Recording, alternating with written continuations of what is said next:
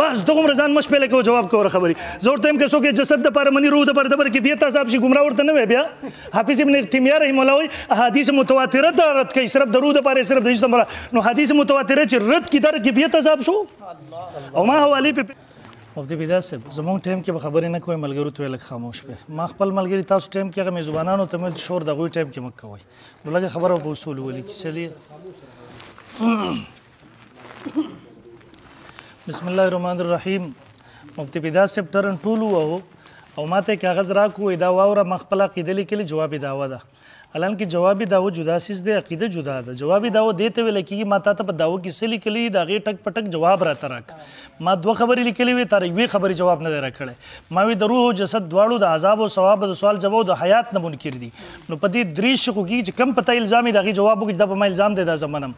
دویم نمبر ما خبره کړې وه اشاعت توحید په حوالې سره تا د هغې هم جواب مل عذاب القبر حق کیفیتو کې بحث ته نو ما څو پیرې باطل له ته بیا هغې له نه راځي اجماع مې پېښله چې روح او جسد دواړو دپاره د اهلسنت قول دی د اجماع مخالفت ومن يشاقق الرسول من بعد ما تبين له الهدى ويتبع غير سبيل المؤمنين نوله ما تولى ونصله جهنم وساءت مصيرا ګمراهان دي جهنميان دي دویم بیا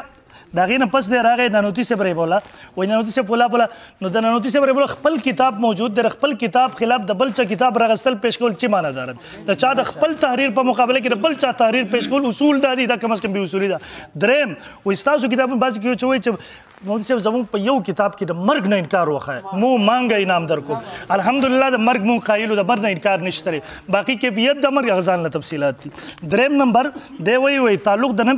او کتاب یې چېرې صدیق اکبر یې راوغځو هغې هم زموږ د یې خوا دې خوا کوي اوسنی طالب دی کشر یې کتاب کاش کړه نیلوي صاحب کتاب دې راغستی وی د بل چا بیا خوند کړ نو د صدیق اکبر څه حیثیت ته د راغلی کتاب راخلی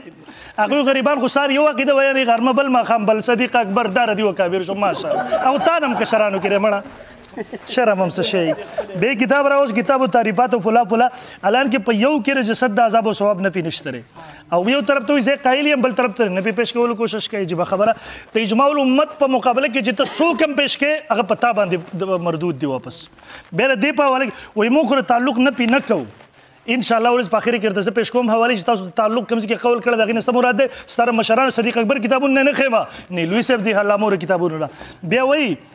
وای ندای حق حواله راوستو غوټ عبارت ته وسره پاره وای موږ د عذاب قبر کلمه 12 پیرې دی وزاتو پتل نه چې وګ نه یګدي زما په وخت کې تیارې کې هغه ته وګ نه دغه حال لګوره وګوره سره ماته یګدي دا دینه پس راوستو کتاب راوستو ماته وګښه اول نمبر وای دا د مولانا نور محمد صاحب کتاب خبره نقل کړي نو دا خو ما یوازې د دینه تاسو ټولو کتابونو در کتاب نه ملز 12 زو خو دا دویم ته وګوره دوسرا فرق وای عقیده جمعی شاعت توحید اس نے اس زمین خبر میں روح کا یاد نہیں ہوتا ایت تاسو د یادې قایل وای دا په مونږ الزام نه نو دا الزام شو پته مالا شرم نه درل بیا مخکې څه وایي مخکې وایي که ته ټایم ودرې پوره عبارت درته وایم دی وایي مخکې وایي زه امر اول قبر مې روح کا یاده فلا فلا په دې ټولو کې بیا وایي ام اقه مثال پیش کوي چې عذاب او ثواب روح لر دی دا جسد چې وسوځي هندوانه چې پیش کوي ستاسو ملایانه پیش کوي دا دي ام دقه مثال په یوه صفحه کې پوره تفصیلات ګندې رړلی دی وایي چې پلای وسوځي پوله د کتاب عبارت لږ پوره مو دغه کې به سوال دی وایي جواب دی ونه وایو دریم نمبر د هغې نه وروسته زه راځم خپلو دلایلو ته ما اجماع د امت نه ثابت کړي چې عذاب خو ما ورته ویلو دا وایي دا کیفیات ورې ما تپوس کړی که دغسې یو سړی د جسد دپاره عذاب مني د روح دپاره هغې باندې صم بکم عمي فهم لا یرجعون بس دغومره ځان مه شپېلې کوه جواب کوه خبرې زه ورته یم که څوک جسد دپاره مني روح دپاره دپاره کیفیت عذاب شي ګمراه ورته نه وی بیا حافظ ابن تیمیه رحمه الله وایي احادیث متواتره ته رد کوي صرف د روح دپاره صرف د جسم دپاره نو حدیث متواتره چې رد کي دا کیفیت عذاب شو